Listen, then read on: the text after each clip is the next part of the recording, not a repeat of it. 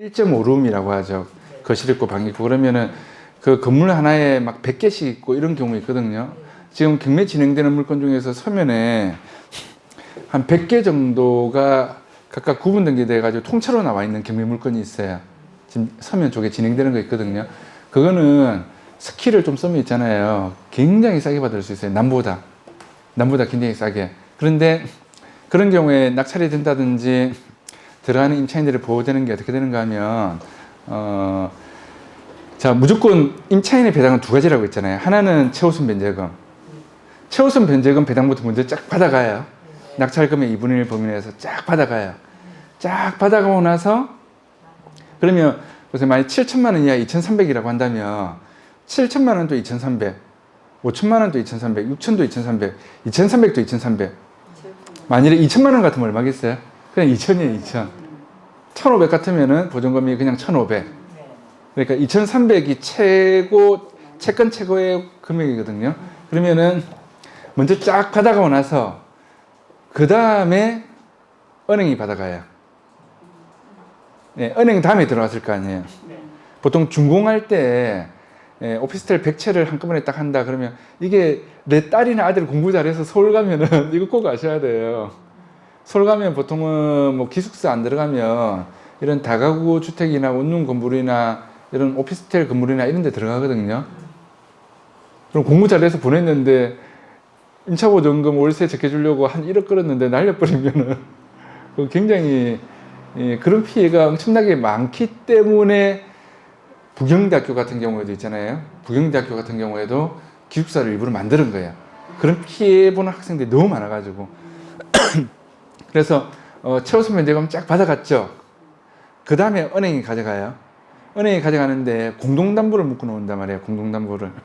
그럼 만일에 물건이 1호부터 100호까지 있어요.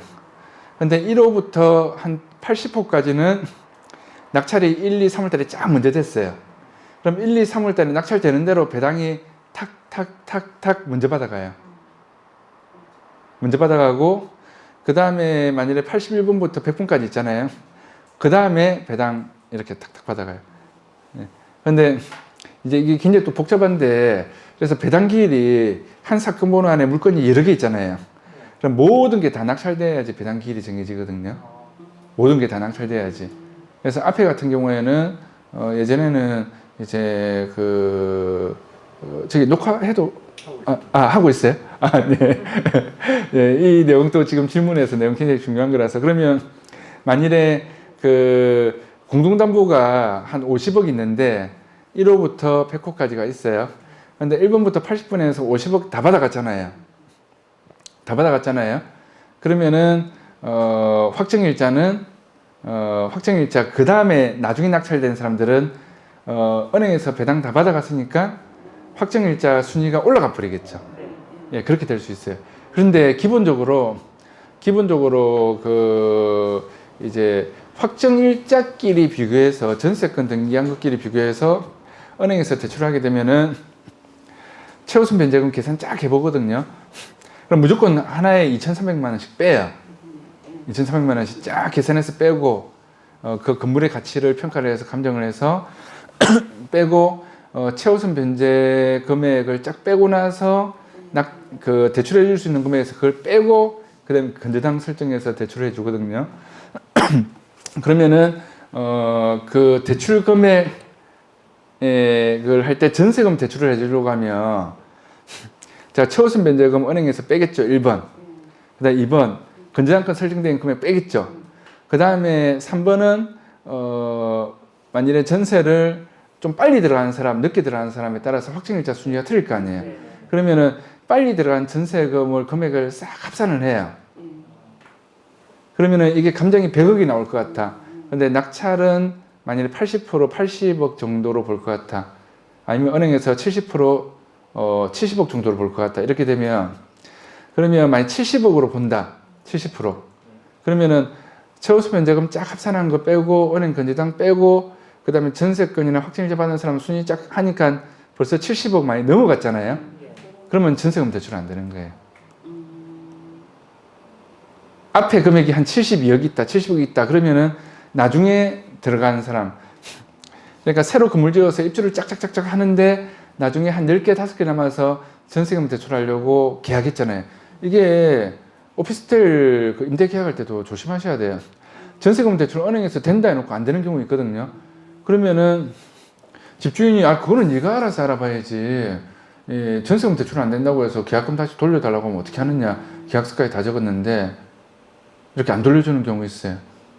그래서 같은데 명시하면 좋겠죠. 특이하게 명시를 하면 좋겠죠. 전세금 대출을 받아서 잔금을 치는 방식으로 이 계약이 진행된 거기 때문에 전세금 대출이 안 될 경우에는 계약한 계약금을 반환해 주기로 한다. 이런 특약 조건을 적어주면 좋죠. 근데 특약 조건을 안 적어줬잖아요. 그러면은 요 소유주가 이제 안 주려고 하겠죠.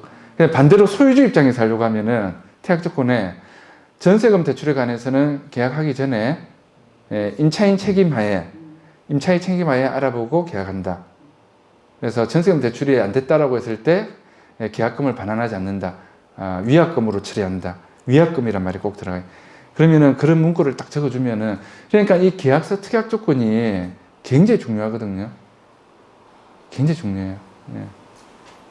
그래서 질문을 잘 하셨는데 다시 정리하면 순서대로 최우선 변제금 짝 먼저 계산, 은행 건재당 공동담보대에 있는 금액 계산, 그 다음에 확정일자나 전세권 순서대로 탁탁탁탁 계산해서 은행에서 대출해 줄 수 있는 금액 범위 내에 들어가면은 전세금 대출을 해줄 거고 그 범위를 초과했잖아요. 그러면 전세금 대출을 은행에서 안 해줄 거예요. 그러면 은행에서 전세금 대출을 안 해주면은 그런 전세금 보호 안 될 수가 있죠. 그래서 실무상 우리가 다가구 주택 원룸 건물이나 투룸 건물 같은 거 계약할 때 이게 지금 방금 질문하신 게 굉장히 실무에서 많이 쓰이는데 공인중개사 사무실에서는 괜찮습니다. 뭐 앞에도 전세금 대출했습니다. 자, 앞에는 전세금 대출했지만 지금 내 순서에는 만일에 그게 순위가 안 되잖아요. 그럼 안 될 수도 있어요. 그래서 가계약금 넣을 때도 굉장히 조심하셔야 되고 가계약금 넣을 때도 그 특약 조건에 문구를 적어주면 좋죠. 임대인한테 전세금 대출 받아서 잔금 치려고 하기 때문에 혹시 그 전세금 대출이 안 나왔을 때는 그럼 은행에서 대출 평가를 하려고 하면 실무상 이것도 아셔야 되는 거죠. 은행에서 대출 평가를 해서 승인을 받으려고 하면 이 전세금에 전세금 1억이면 5% 이상은 계약금으로 들어가 있어야지만 승인을 받을 수 있어요. 그러니까 5% 이상, 꼭 10%까지는 안 돼도 되고요. 만일에 전세금이 1억인데 5%면 500만 원이죠. 네. 그럼 계약할 때는 1000만 원 걸 거고 근데 겨우 100만 원 해놓은 계약서를 들고 은행에서 대출 승인 받아주세요 하면 안 받아줘요. 그러니까 5% 이상은 돼야 돼요. 그럼 은행에서 대출 받을 때 계약금이 매매도 마찬가지예요. 전세 계약도 마찬가지고 그러면은 계약금이 얼마 이상 들어가야지만 대출 승인 심사 규정에 합당한지도 이번 질문 때문에 아시게 되는 거죠. 그래서 5% 이상은 기본적으로 돼야 돼요. 그러면 이왕 질문하신 김에 가계약금은 보통은 얼만큼 들어갈까요? 가계약금 만일에 1억인데 1억짜리 매매다. 그러면 계약금은 10% 하면 1000만 원 들어가죠. 1000만 원 들어가죠. 그러면 1000만 원에 원래 계약금의 10% 그럼 100만 원이죠. 그럼 매매 대금의 한 1% 이상은 계약금으로 들어가야 돼요. 가계약금 기본적으로. 예, 매매 금액에 아니면 전세 금액의 1% 이상 가계약금 들어갈 때 기본적인 개념이 딱 잡혀져 있으면 좋죠. 수업 시간에 중간에 질문하셔도 질문하시는 내용들은 굉장히 중요한 내용일 수가 있기 때문에 언제든지 지금 뭐 녹화하고 있고 하지만은 하셔도 됩니다. 네.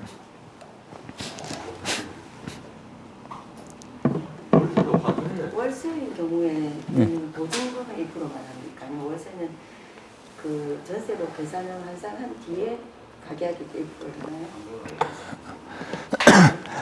1%잖아요. 근데 상가 같은 경우에는 만일에 보증금 2천에 월세 뭐 200만 원 이렇게 되면 보증금 2천에 관한 10% 200만 원 좀 그렇잖아요. 그렇죠? 그러면 정식 계약할 때는 최소한 보증금의 10% 이상은 들어가야 되는데 저희들이 실무상 할 때는 환산보증금 계산까지 다 해가지고 조금 계약금을 조금 더 걸도록 해요. 그러면은 만일에 2천에 월세 100만 원 이러면은 1억 2천이잖아요. 그럼 보증금을 2천만 원 중에서 200만 원만 걸어가지고 계약한 걸로 치고 나가면 위약금이 이 계약한 계약금 200만 원으로 그냥 끝나는 경우가 있기 때문에 깨지는 경우들이 있거든요. 그래서 월세가 있기 때문에 월세를 환산보증금으로 했을 때 1억 2천이니까 거기에 관한 10% 1200만 원에 준해서까지는 안 가더라도 계약금은 월세 포지션이 크니까 한 1000만 원 정도로 좀 하겠습니다. 아니면 최소한 500만 원 정도 하겠습니다. 이렇게 협의를 봐서 계약금을 좀 더 걸도록 하는 게 그 중개하는 공인중개사 입장이나 아니면은 임대인 입장에서도 좋고 임차인도 내가 뭐 여기에 관해서 아니면 할 때 위약 못 시키도록 하기가 좀 좋아요. 그러니까 환산보증금의 10%까지는 안 되더라도 보세요. 그럼 그냥 이렇게 생각하시면 돼요. 임차보증금의 10%. 그러니까 상가는 보증금 월세가 있잖아요. 보증금 월세가 있으니까 그 보증금의 10%와 환산보증금 토탈한 거의 10%그 사이에서 좀 조정해 가지고 하시면 좋습니다. 굉장히 중요한 거 지금 질문하신 거예요. 질문 잘 하셨어요. 네. 네. 자, 그럼 그 다음 내용, 좀 스피드하게 보도록 하겠습니다. 이거 보고 타임이 좀 거기에서 중간에 잠깐 끊고 하든지 제가 상 보고 조금 조절해서 할게요.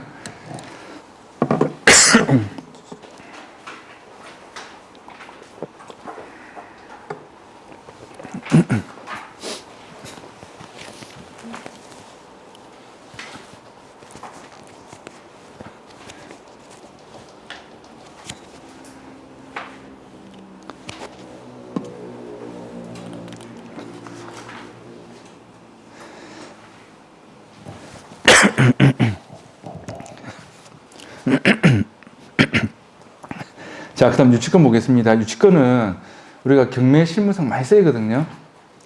자, 그래서 유치권이란 타인의 물건에 관하여 생긴 채권이 있는 경우, 타인의 물건, 타인이라는 게 중요합니다. 그래서 소유자는 유치권 주장을 할 수가 없어요. 소유자는 부동산 소유자 및 그 승계인, 상속동의 포괄 승계인, 매매, 경매의 매수인에게 채권의 변제를 전액 받을 때까지. 그래서 그 물건에 관하여 생긴 채권이라고 하는 경우는 일반적으로 공사대금인 경우가 많죠. 목적 부동산을 점유, 인도를 거절할 수 있는 권리를 말한다. 자, 쉽게 생각하면 내가 공사대금 못 받은 게 있어요. 공사대금 못 받은 게 있어요. 그럼 일반 매매로 누가 샀어요. 경매만 해당되는 게 아니에요. 일반 매매로 누가 샀어요. 경매로 낙찰받았어요. 근데 공사대금 못 받은 사람이 그쪽에 점유해 있으면 이 공사대금 다 줘야지만 내보낼 수 있는 거예요. 공사대금 다 줘야지만.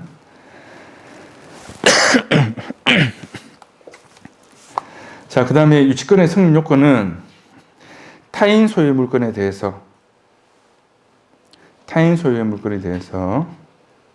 그래서 소유자는 주장할 수 없습니다. 자, 그 물건에 관하여 생긴 채권이 보통 일반적으로 공사대금 못 받은 돈이죠. 채권이 변제기에 있어야 하고, 변제기. 반드시 유치권자가 목적물을 점유하고 있어야 하며, 자, 점유를 해야 되는데, 우리가 자료에 보면은 만일에 소유자가 전부 점유해 있다. 그러면은 소유자가 전부 점유해 있다. 그러면은 소유자는 유치권 주장을 할 수 없잖아요. 그러면은 유치권 주장하는 사람이 점유 안에 있는 거죠. 그럼 유치권 성립 안 되는 거예요. 유치권을 간단하게 체크할 수 있는 방법입니다. 그 다음에 경매 기입 등기일 이전부터 점유해 있어야 되거든요.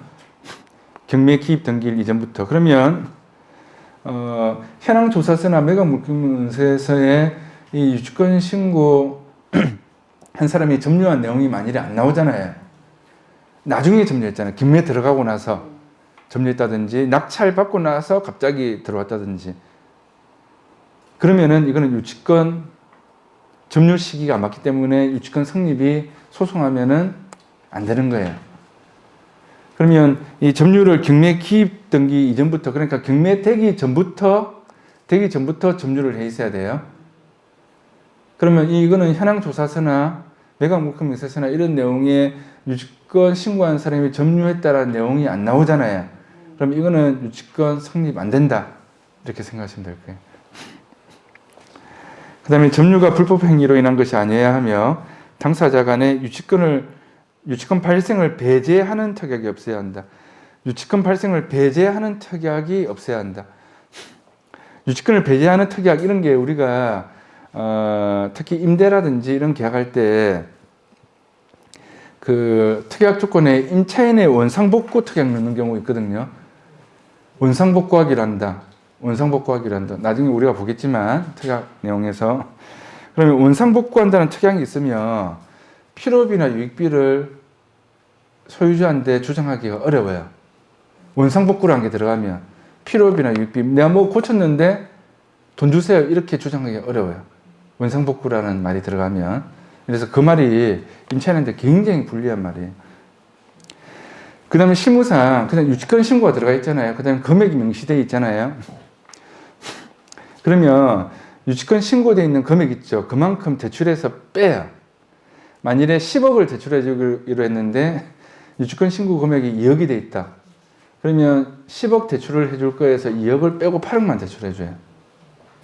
그러면 만일에 경매 낙찰받고 나서 잔금 납부하기 전에 유치권 이제 철회서를 넣고 합의서가 됐잖아요. 그러면은 대출을 다 10억을 다 해주는 거죠. 그 다음에 조심하셔야 될 것은 유치권 신고가 2억을 했다고 해서 유치권자의 금액은 2억 뿐이다, 이렇게 생각하시면 안 돼요. 금액이 더 튀어나올 수도 있어요. 그래서 철저하게 조사하시고 들어가셔야 되는데, 요즘은 경매 공부를 사람들이 많이 해서 유치권 들어가 있는 거 별로 무서워하지 않고 그냥 보통 입찰 많이 들어갑니다. 자, 그 다음 페이지 봅니다. 지분 경매.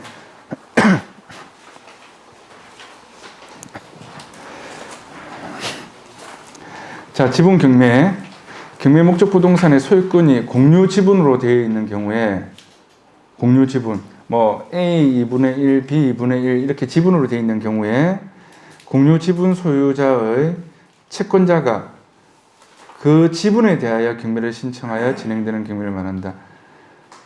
경매에서 지분 경매가 참 많이 나옵니다. 근데 사람들이 보통 잘 안 해요. 복잡하다고. 매수인은 매각 부동산의 소유권 중 그 지분에 대하여만 소유권을 취득한다. 지분에 대하여.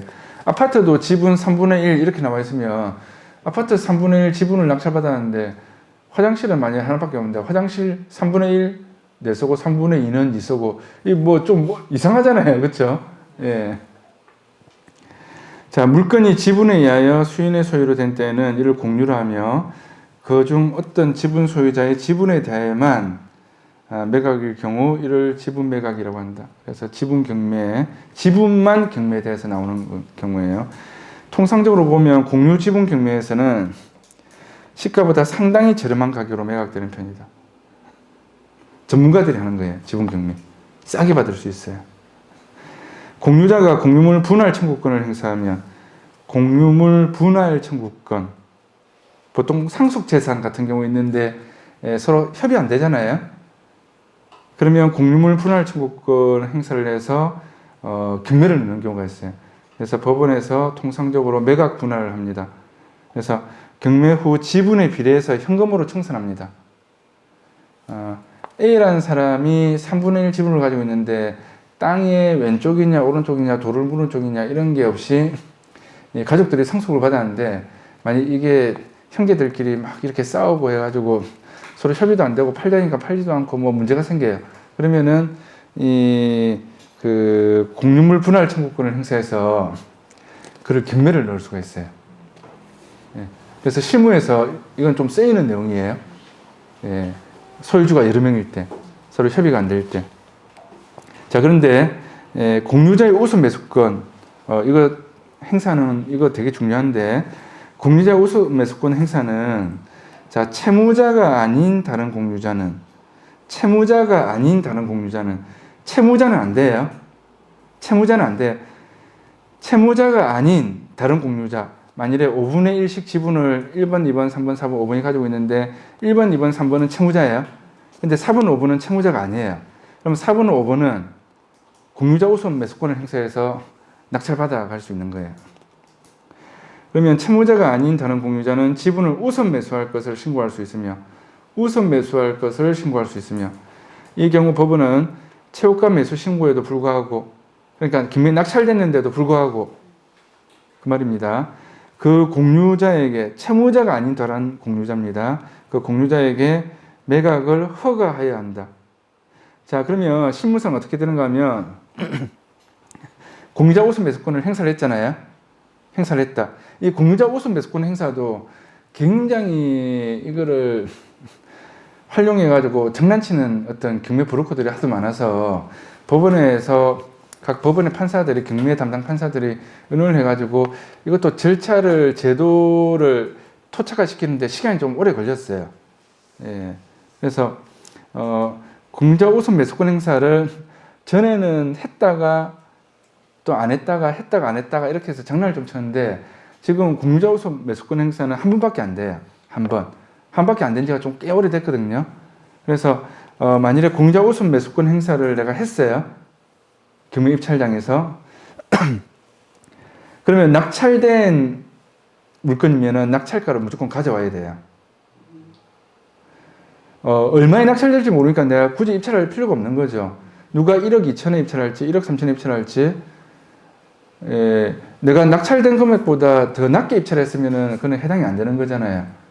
그럼 어차피 못 가져오는 건데 저 사람이 1억 3천에 입찰할지 내가 1억 3천 100만 원 적어야 될지 굳이 할 필요가 없는 거죠. 그냥 낙찰가로 가져오는 거예요. 낙찰가로. 그런데 아무도 입찰 안 했다. 아무도.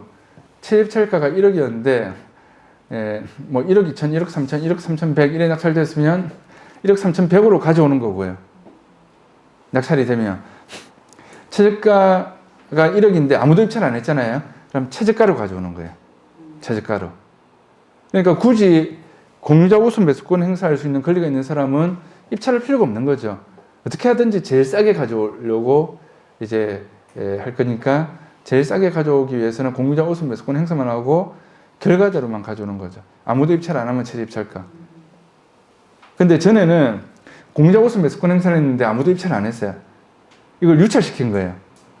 유찰.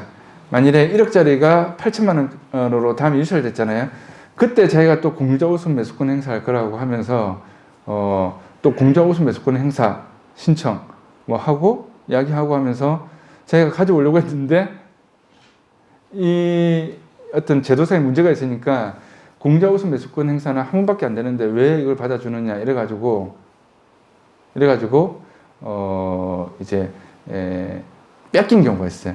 그래가지고 그 동래구 쪽에 건물이 하나 나왔었는데 건물을 3분의 1, 3분의 1, 3분의 1 이렇게 해서 지분으로 되어 있는데 3분의 1 지분을 가진 사람이 뭐가 잘못돼서 경매가 들어갔는데 3분의 1만 해도 이 건물의 규모가 있기 때문에 충분히 야 이쪽은 네가 써 이쪽은 내가 쓸게 뭐 이렇게 할 수 있는 정도의 면적이 나왔거든요.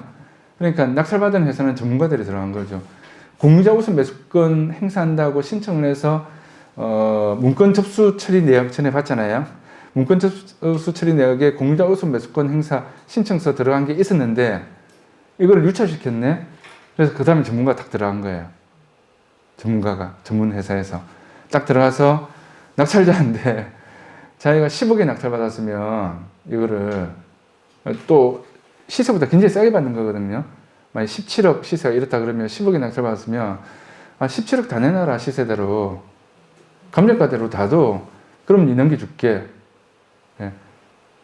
아니면 이 지분권을 가진 사람이 나중에 또 전체를 경매를 넣을 수도 있거든요. 전체를. 예. 아까 공유물 분할 청구권 하듯이. 그래가지고 결국에는 합의 보고 생돈을 갖다 더 얹어주고 그렇게 처리한 적이 있었어요. 예.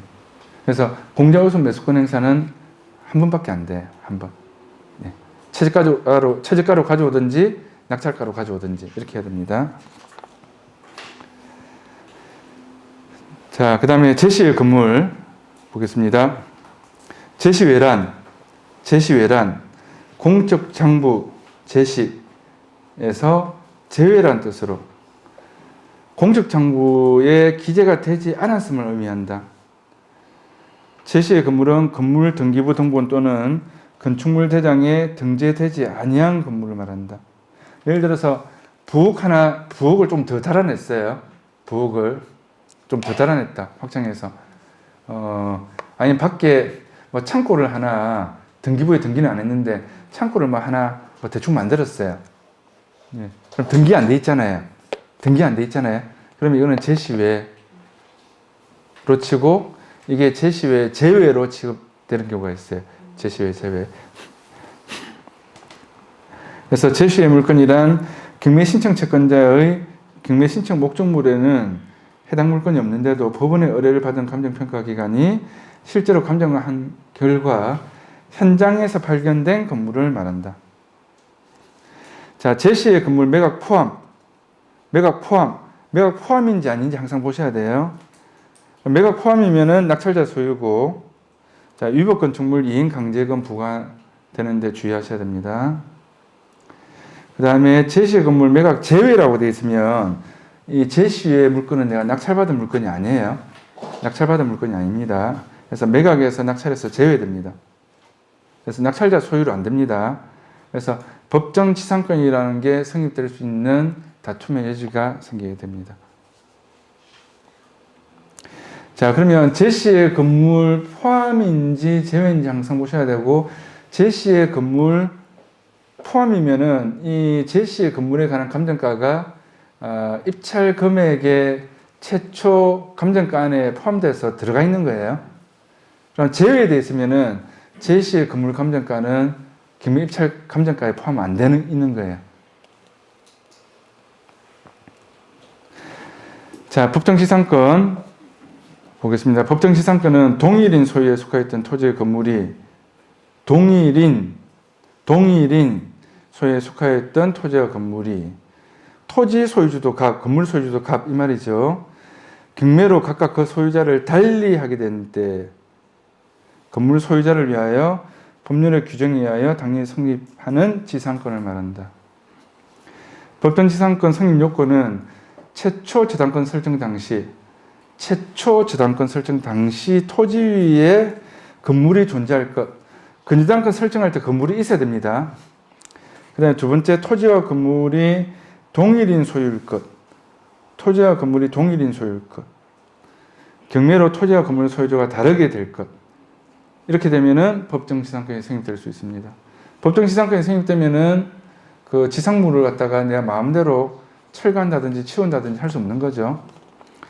간섭법상 법정지상권의 성립 요건은 매각 당시에 토지와 건물이 동일인에게 속할 것, 그 다음에 건물 철거 특약이 없을 것, 경매 기타 사유로 소유자가 다르게 될 것. 이렇게 되면 또 간섭법상 법정지상권 성립이 되겠습니다. 그럼 제시외 제외라는 게 나오면은 이런 법정지상권의 문제와 결부될 수가 있어요.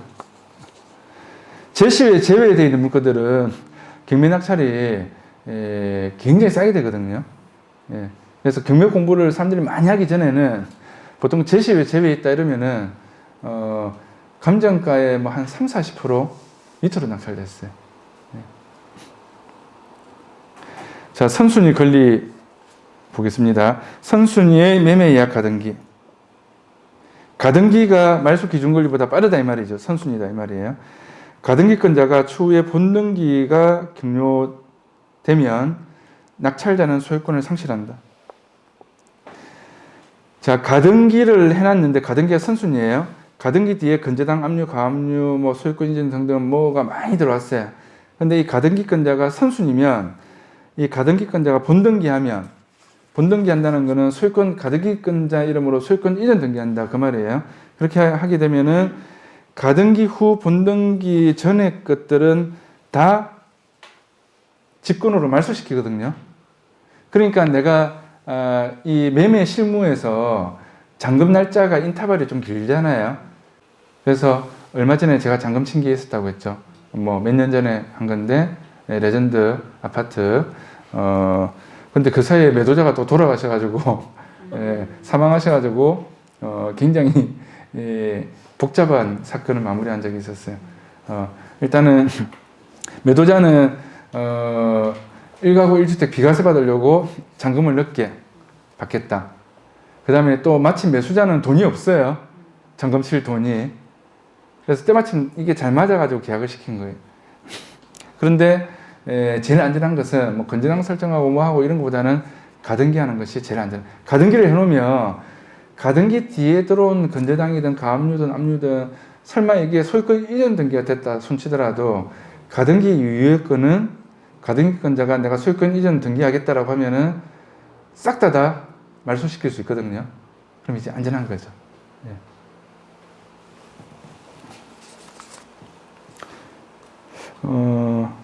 이번에 그 가등기 해놓으시면 어때요? 라고 제가 상담할 때 통했던 분들이 좀 계셨던 것 같아요. 예, 상담 전화 와가지고. 가등기 해놓으면 제일 안전하다. 근데 건전당권 설정 등기 해놓으면은, 내가 배당받을 수 있는 건 확보가 되지만, 그 다음에 압류나 가압류나 또 뭐가 막 들어오면 복잡해지잖아요. 배당 수익밖에 안 되는 건데, 가등기 해놓으면, 가등기 유예권은 뭐가 들어오든지 간에 아무런 문제가 없는 거죠. 자, 그래서 선순위 가등기 있는 경우에는 낙찰 받아서 소유권 취득하더라도 가등기권자가 분등기하면은 내가 소유권을 뺏길 수 있습니다. 자, 소멸되지 않는 선순위 전세권. 선순위 전세권에 관해서 보겠습니다. 말소 기준 등기보다 앞선 전세권 등기. 말소되는 경우를 자, 첫 번째 전세권자가 경매를 신청한 경우 말소됩니다. 전세권자가 배당 요구 종결일까지 배당 요구한 경우 이 경우에 말소가 되는데 이 경우를 제외하고는 선순위 전세권은 말소되지 않으며 매수인이 인수해야 된다. 매수인이 인수해야 된다 이 말은 경매 낙찰됐을 때 이 선순위 전세권 등기가 등기부가 낙찰로 인해서 말소돼서 지워져서 오는 게 아니고 그대로 전세권 얼마 이렇게 등기부에 그대로 남아서 낙찰자한테 온다는 거예요. 그러면 이거를 내가 말소시켜야 되잖아요. 말소. 그렇게 하려고 하면 돈이 들어가는 부분이 생기는 거죠. 원칙은 경매 낙찰되면 등기부가 깨끗하게 정리돼서 오는데 이렇게 말소되는 경우 두 가지 경매 신청했다든지 전세권자가 배당 요구 종결까지 배당 요구했다든지 이렇게 해서 말소되는 경우 아니면 전세권 등기 부분이 말소 안 되고 그대로 낙찰자인데 등기부 그대로 온다는 거예요. 자, 주의할 점은 전세권 등기가 말소되더라도 선순위 대항력 있는 임차인의 배당받지 못한 임차보증금은 인수해야 합니다. 자, 그 다음에 선순위의 지상권. 지상권자는 타인의 토지에 건물 기타 공작물이나 수목을 소유하기 위하여 그 토지를 사용하는 권리가 있습니다. 자, 실무상 이 선순위 지상권도 말소 기준 권리보다 지상권이 빠르면은 이거 말소 안 된다 그 말이죠. 말소 안 된다. 한전에서 철탑 같은 경우에 지상권 돼 있는 경우 있어요. 시골에 있는 땅들 보면 한전에서 고압선 철탑 같은 거 있잖아요. 그런 거 지상권 설정돼 있는 경우도 있어요. 그거는 뭐 크게 신경 안 쓰셔도 될 것 같아요. 그런데 실무상 은행에서 토지 대출할 때 건전당권 설정하고 지상권 등기를 항상 같이 하거든요. 같은 날짜에 해요. 같은 날짜에 하는데 지상권이 접수번호가 하나 늦어요. 건전당보다. 그럼 건전당이 만일에 만 1번이면 지상권은 만 2번. 그럼 접수번호가 후순이면 낙찰되면 말소되는 거예요. 자, 토지 대출할 때는 어떻게 한다고요? 지상권 등기를 꼭 같이 한다고요. 근데 지상권 등기가 건전당권 등기보다 늦어요. 그러면 건전당권이 말소 기준 권리해야 되니까 후순위잖아요, 지상권이. 그러면 아무런 문제가 없는 거죠. 같은 날짜에 되어 있는 경우에. 자, 선순위 가처분. 가처분이 최우선하는 경우에 매수인이 가처분을 인수하게 되며 후순위 가처분은 매각으로 소멸한다.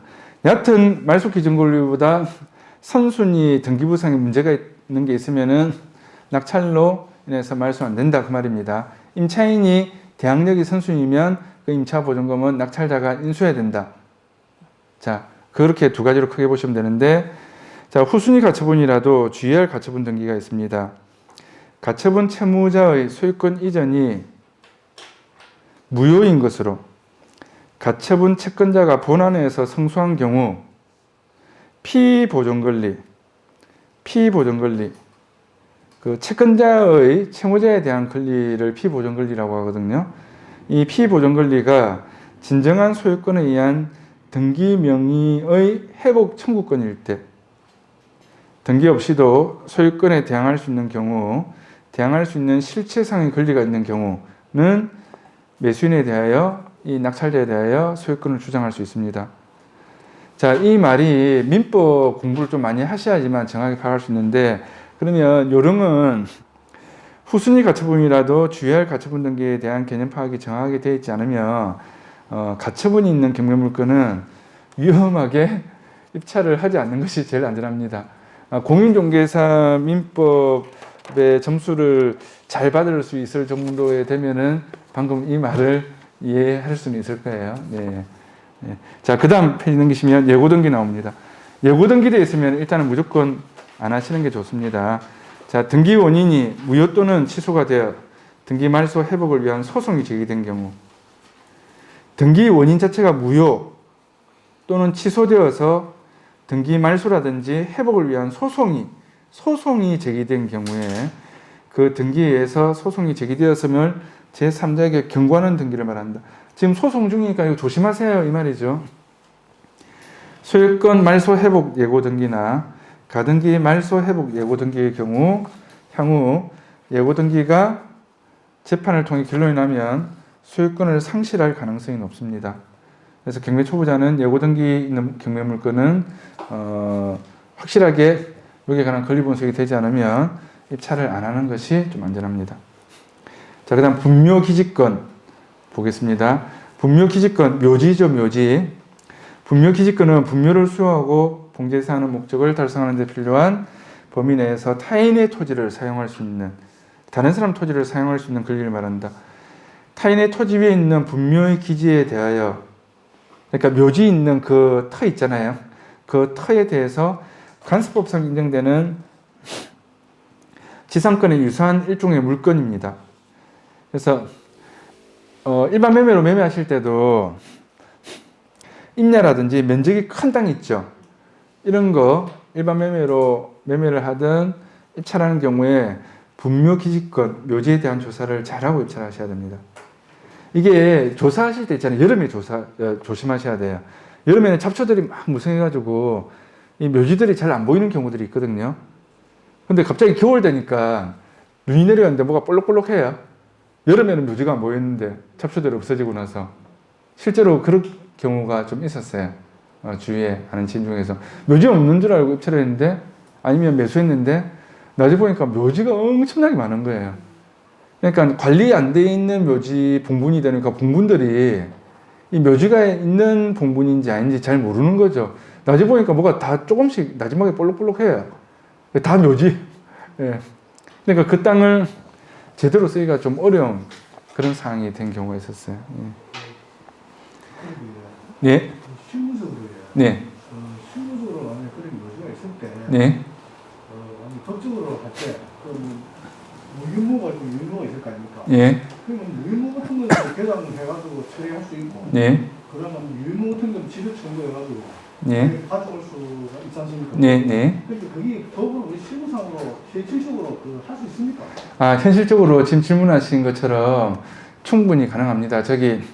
일단은 묘지에 관해서 관청에 가면 묘지에 관해서 서류들이 있거든요.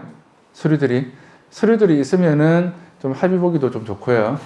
그 다음에 그런 서류들이 또 없다든지 이렇게 되면 기본적으로 일간지 신문에 공고를 해야 돼요. 몇 회 이상 공고하고 기간을 두고 절차를 밟아서, 만일에 우리가 용호동의 이기대 자연공원 같은 경우에 도로를 쫙 낼 때 그 묘지가 엄청 많았거든요. 그러면 앞에 공고문도 붙여놔야 편말도 붙여놓고 신문에 공고도 하고, 그래서 언제까지 이장하시기 바랍니다라고 해서 법적인 절차를 밟아서 이걸 이장을 안 했을 경우에는 강제로 이거를 이제 묘지를 드러내는 경우들이 있죠. 법적인 절차대로. 그리고 그 묘지도 경매가 많이 나오거든요. 근데 묘지가 정말 정말 깔끔하게 정리 잘 돼 있는, 관리 잘 돼 있는 이런 묘지들 있잖아요. 낙찰을 잘 받으시면 묘지 그 관련되는 가족 후손들이 자기가 미처 낙찰을 못 받은 경우에는 돈을 많이 주고 사가는 경우들이 있어요. 그래서 묘지만 전문적으로 입찰하는 사람들도 있어요. 근데 실제로 이 묘지를 집행을 해서 드러내 보다 보면 또 나중에 화장시키고 뭐 이렇게 할 거 아니에요? 별로 기분 안 좋아요. 네. 저는 이렇게 조금 이렇게 경험이 있어서, 이렇게 딱 묘지 만일에 그 집행을 한다든지 하는데, 뭘 하는데 이게 뭐 지금 이야기하기가 좀 우리 촬영도 하고 있어서 좀 그렇긴 하지만, 진짜 이 머리카락 같은 거 막 길게 쫙 돼 있고, 그 다음에 특히 밑에가 좀 섭하다든지 이러면은 잘 안 썩고 있잖아요. 잘 안 썩고 그대로 형체가 뭐 미이라도 아닌 것이 막 좀 보기에 정말 꿈에 나타날까봐 두렵고 이런 경우들이 있거든요. 근데 그런 경우는, 그런 경우 제가 경매 쪽에서 제일 중요한 거는 권리 분석이나 이런 것도 중요하지만, 물건 분석도 중요하지만, 경매에서 제가 처음 시작할 때 제일 중요한 것은 뭐라고 했어요? 경매를 당하는 사람이나 경매와 관련되어 있는 사람들이 여하튼 고통 속에서 이게 진행되거든요. 임차인이든, 이 임차인이 내 돈을 다 받아가고 아무런 문제가 없고 그런 임차인이라 하더라도 경매에 들어갔다는 그 자체 내에서만 스트레스를 엄청 받는 거예요. 자기가 새 들어간 집이. 그래서 어떤 분들은 머리가 이제 엄청 빠졌다라고 해서 머리가 대머리가 돼가는 것 같아, 이렇게 이야기하시는 분도 있고. 그래서 법대로만 이제 진행하려고 하면은 이 경매나 공매 입찰 이런 것들은 너무 그렇게 좀 이해나 배려심이 없는 분들은 안 하시는 게 좋아요. 예, 그래서 저한테 강의를 들으신 분들은 다들 경매나 공매를 오랫동안 하셔도 별 문제 없이, 저도 뭐 한 25년 넘게 이렇게 30년 가까이 이렇게 해도 별 문제 없이 무난하게, 아무런 적이나 원수 진 사람이나 이런 거 없이 무난하게 쭉 해왔거든요. 그 비결은 배려해주고 이사비용이나 좀 더 주고 이렇게 하면 되는데, 그러면 묘지 같은 것들을 이렇게 만일에 강제로 집행을 한다든지 하게 되면 뭐 좀 종교적인 어떤 그런 거라도 해서 조금 이렇게 뭐 성당 같은 미사를 넣어준다든지, 교회 뭐 예배를 뭐 이렇게, 아니면 뭐 절 같은 스님 이렇게 해서 조금 이렇게 돌아가신 그 묘지에 관련되는 분이 조금 이렇게 잘 되시라고 좀 기도해주고 이렇게 하면 좀 좋겠죠. 근데 너무 막 이렇게 법대로 하시면 별로 안 좋아요. 그래서 지금 이 질문하신 것 중에서 동래구 쪽에 아파트가 하나 있어요. 아파트. 근데 그 아파트에 보면, 저희 이모님도 그 아파트에 사셨는데, 그 아파트에 보면은 뭔가 자꾸 자살 사건 뭐 이런 것들도 많이 있고, 예를 들어서 태아백화점 서면에 우리 태아쇼핑 있잖아요. 거기에 관련된 CEO 오너에 관련된 그분도 거기서 뭐 이렇게 좀 안 좋은 일 생겨서 돌아가시고, 여하튼 그 아파트에는 뭔가 이상하게 뭐가 자꾸 사건이 있었어요. 근데 그 아파트를 공사를 할 때 공사하는 소장한테 꿈에 나타났는데, 그 꿈에 나타나서 여기 이 토지에 뭐 이러이러한 사연들이 있으니까 여기 관해서 어떻게 뭐 꿈을 이제 꿨대요. 근데 그걸 무시하고 막 그냥 진행을 했대요. 그러고 나서 그 소장이 또 돌아가시고, 뭐 여튼 많이 죽었어요. 많이. 특히 동래구 쪽은 옛날에 전쟁터고 하니까 뭐가 이렇게 유적지 뭐 사적지처럼 뭐 많이 나오고 뭐 많이 나오잖아요. 예. 그래서 아파트 단지 중에 하나에 그런 경우가 좀 있었어요. 예. 그래서 하여튼 사람 사는 게 죽고 나서 무조건 끝이고 아무것도 없으면 우리가 제사 지낼 필요도 없잖아요. 제사를 왜 지내요? 음식 해놓고 제사를 왜 지내요? 그 다음에 조상을 기리고 이런 것도 뭐 아무런 의미가 없잖아요. 그러니까 그냥 상식적으로 생각했을 때 이 우주 만물이 어떤 법칙 속에서 지구가 자전하고 공전하고 모든 이 우주가 뭔가 힘을 가지고 태양이 있고 또 달이 옆에 지구 주위를 돌고 뭔가 이 질서 속에서 뭐가 있잖아요. 이런 것들을 보면 그냥 죽고 나서 끝이 아니구나. 뭔가 다른 어떤 존재나 세상이 있구나. 이런 걸 느낄 수가 있어야 돼요. 그럼 그 속에서 경매나 공매나 이런 거 할 때 뭐 묘지 방금 이제 질문하신 것처럼 이런 그 집행을 할 때 뭔가 진짜 좀 이 베풀어주는 마음을 가지고 움직이셔야지 꾸준히 오래 잘할 수 있어요. 그러면 제가 이 이야기를 드린 이유는 착한 마음을 가지고 있으면 복이 온다는 것도 있지만은 그런 마음을 가지고 가서 경매나 공매를 꾸준하게 이제 했을 때 재테크 수단으로 꾸준하게 오랫동안 할 수 있기 때문에 또 권유하는 것도 있지만 사람 사는 게 물질적인 것만 다 사는 게 아니잖아요. 최근에 돌아가신 분 중에서 우리나라 몇 번째 순위의 재력을 가지신 분이 돌아가셨잖아요. 제가 우리 촬영하고 있어서 개인적으로 누구라고 말씀 못 드리겠지만 게임 관련되는 산업이 있잖아요. 대충 누군지 아시죠? 근데 돈이 그렇게 많아도 그렇죠. 그 다음에 제가 한 번씩 그 황령산 금년산에 그 봉화대 봉수대 있잖아요. 황산 위에 쭉 이렇게 야영장 있고 그 위에 레이더 기지 있고 쭉 위에 올라가서 한 번씩 잘 가거든요. 바람 쐬러. 제가 남천초등학교 나와서 초등학교 6년 동안 봄, 가을 소풍을 그 황령산을 갔어요. 그리고 황령산은 정말 많이 갔는데 이렇게 올라가서 딱 보면 와 저기 내려다 보이는 이 세상 내려다 보이는 이 불과 부산 조그만 그건데 저게 조그만한 건물 하나만 아파트 조그만 거 조금만 뭐 눈에 보이는 저것만 가지고 있어도 평생 행복하게 살 수도 있지만 예. 또 그 재산 때문에 사람이 목숨이 왔다 갔다 하고 그렇잖아요. 정말 돈 때문에 어렵고 그래서 조금 멀리 크게 보시면 우리가 행복하게 살기 위해서 우리가 상가 건물 이런 거에 관한 임대나 매매나 중개실무도 배우고 이제 해야 되지만 그 경제적으로 좀 풍족하게 돼서 우리 이런 공부를 해서 잘 돼가지고 좀 베풀면서 살면 거기에 관해서 좀 더 행복하게 살 수 있는 좋은 어떤 지름길이 될 수 있을 것 같아요. 너무 없고 궁핍하면 사람이 힘들잖아요, 그렇죠?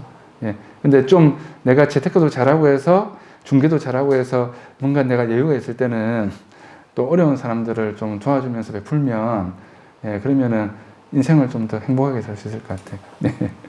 그래서 여하튼 묘지 집행에 관해서는 법적으로 할 수 있거든요.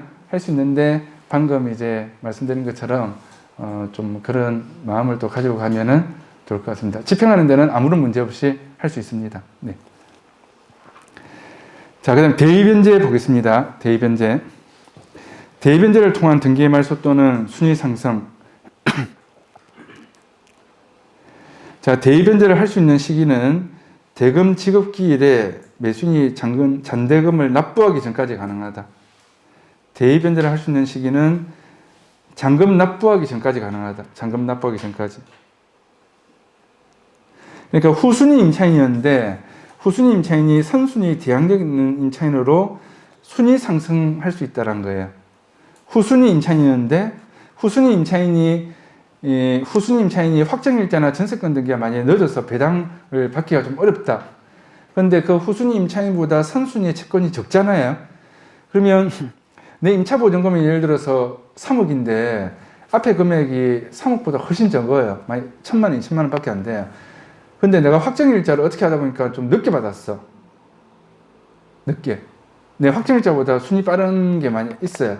그럼 앞에 거 하나 1번 건지당권 2, 3천만 원만 없어지면은 내 3억을 선순위 대항력으로 보호를 받을 수 있다고 한다면 그 앞에 건지당을 이제 대의변제에서 말소시키고 내 순위가 선순위 대항력으로 올라가려고 하는 거죠.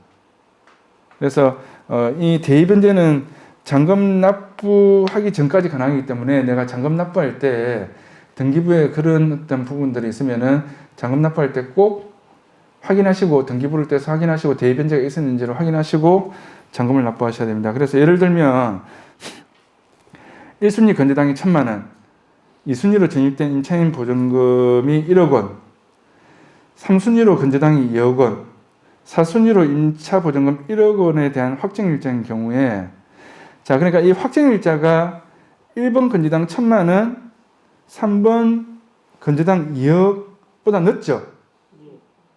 그러면 앞에 1,000만 원하고 3번 건조당 2억 합치면 2억 1,000이죠. 근데 낙찰이 2억이 됐어요. 낙찰이 2억이 되면 앞에 1,000만 원 받아가고 3번 건조당 1억 9천 받아가고 이렇게 되면은 4번의 확정일자는 배당 받아갈 게 없잖아요. 근데 앞에 1,000만 원밖에 안 되잖아요. 그러면은 사순위 확정일자로 배당 못 받고 전입만 2순위 임차인으로 후순위 임차인으로 명도되어 보증금 1억을 손해보게 됩니다.